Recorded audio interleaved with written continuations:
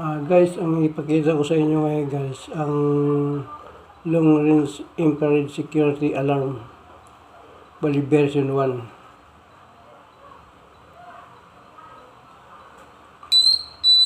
Guys, ito yung infrared, ito yung maliit, ito yung sensor. Yan sensor na yan, may sense. Hindi katulad ni Marites nga walang sense. Yan, gumagana yan. Yung ano na yan, yung receiver na yan. Dahil mayroon yan transmitter. Yan ang transmitter to.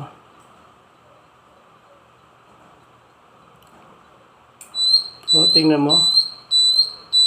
Ito yung transmitter. Transmitter.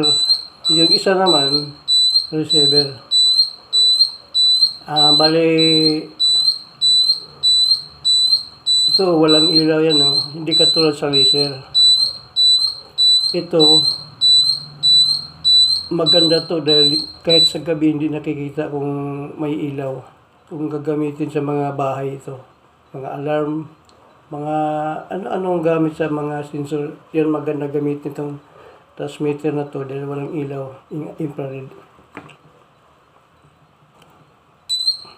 Yan ang napagka-sensitive. Ito naman, yan ang IR na yan, sensor na yan. Ito yun, oh. Yan, yung sensor na yan. Yung maliit. Yung tatlong paa. Yan ang sensor na yan, mga tatlong paa yan. Mula dito, nasasagap na signal dito, papunta dito sa relay, yan sa alarm. Yan yung alarm natin yun. Takip ng mantika yan. Magawal yan ng transducer natin, takip ng mantika. Yan. Ano ito. Napagagaling itong marami at saka marami mabili nito. Yung sa online may mabili nitong sensor na yan. Kaya kayang-kaya gawin natin yan. Yan, oh. Ang daming paggagamitan yan. Pwede doorbell. Pwede sa gate. Pagbukas ng gate, yan, nagagamit yan. Pwede sa ilaw ng bahay. Pwede sa banyo. Sa kwarto. Maraming pwede gagamit, mapakinabangan yan. Itong sensor na to, marami ito sa online. Yan, o. Ano pa, yung maliit yung sensor na yan. Kaya pinopromote ko to guys, yung paggamit ng sensor sa bahay dahil mas magaan ang trabaho.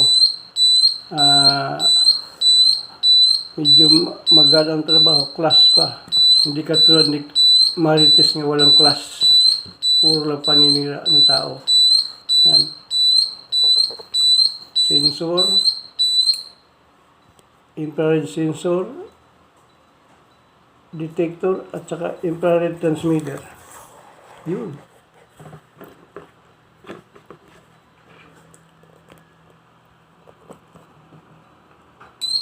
Oh, napakaganda.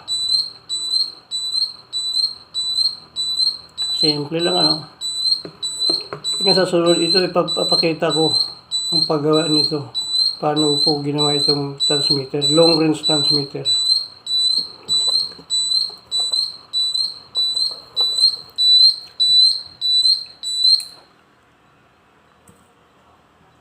Napagkarami yan. Napagkaraming pwedeng paggagamitan sa sensor na yan. Yan ang pinopromote ko ngayon guys sa mga paggamit ng sensor. Tingnan nyo. Napagkaliit lang. Oh.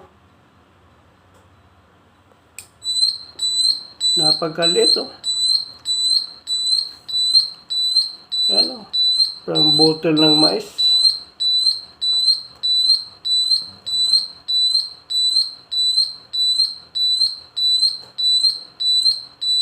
Kasi parang ang buhay natin mas magaan, gagamit tayo ng mga sensor, mga trabaho sa bahay. Okay guys.